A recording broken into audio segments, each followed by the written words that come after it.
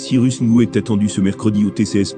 Il est soupçonné d'avoir détourné des deniers PUBLICS.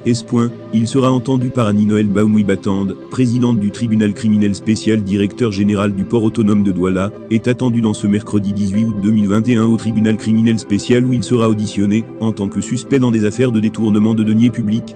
Cyrus Ngou sera face à la toute-puissante présidente du tribunal criminel spécial, la magistrate Annie-Noël Baoumi-Batande. Qui est réellement Annie-Noël Baoumi-Batande? C'est la panique dans le camp du directeur général du PA depuis l'annonce de sa convocation au TCS. Cette panique serait justifiée par la présence de la personne de la magistrate Annie-Noël Baoumi-Batande dans ce dossier. C'est une magistrate hors hiérarchie chevronnée de deuxième groupe. Elle s'est rendue célèbre, il y a quelques années, pour avoir fait interpeller un ministre en fonction, l'ancien ministre des enseignements secondaires, Louis Baba, pour une simple audition. Puis dans la soirée a signé son mandat de dépôt à Kondangui. Et Baba a été directement transféré en prison. Selon les confidences du lanceur d'alerte Boris Bertholdt, Paul Biya lui-même apprenait la nouvelle sur son lit, a tout dit. C'est lui qui instruit de faire sortir Baba quelques heures avant de s'envoler pour Genève. Nous étions en mars 2014. Bab sera traumatisé à vie par cet épisode. Elle totalise en tout 30 ans dans la magistrature et est fille de l'ancien directeur des douanes Baoumi-Batande Léon. Annie-Noël Baoumi-Batande a, entre autres, fait ses armes aux tribunaux de première et grande instance de Nkongsamba dans le département du Mungo, région du littoral. Covidgat, Ngongo sera-t-il entendu au TCS? La nouvelle numéro 594. C'est un simple constat. Aujourd'hui accablés, certains ministres tendent à trouver des boucs émissaires faciles. Parmi ceux-ci, même s'ils ne pointent pas expressément un doigt accusateur sur le ministre d'État secrétaire général de la présidence de la République, présenté ainsi comme le donneur d'ordre inavoué des différentes opérations ayant aujourd'hui abouti au Covidgat, on le subodore dans leurs nombreux non-dits.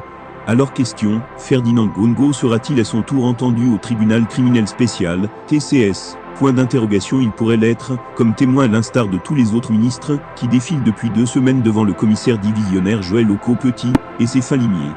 Mais de là à indexer d'emblée Ferdinand Ngongo, comme la tour de contrôle du Covidgat, l'on ne saurait facilement franchir ce pas, sans prendre le risque de tomber dans le grossier piège de ceux qui veulent aujourd'hui créer la confusion dans l'opinion.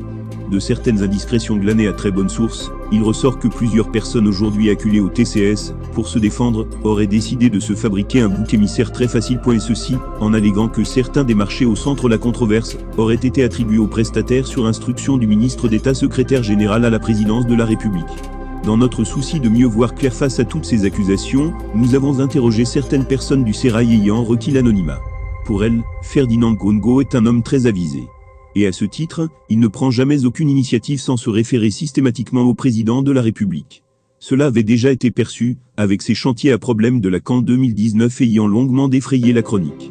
Pour ces mêmes personnes, le chef de l'État sait exactement ce qui s'était passé, même quand on a voulu délibérément faire porter le chapeau des différentes approximations à la seule tête de son très proche collaborateur.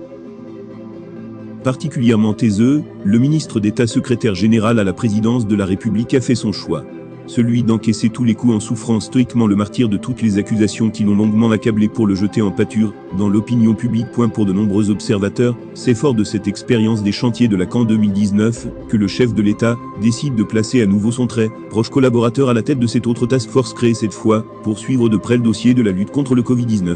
Et que même jusqu'ici, indiquent nos sources, Ferdinand Ngongo n'a pas changé de méthode.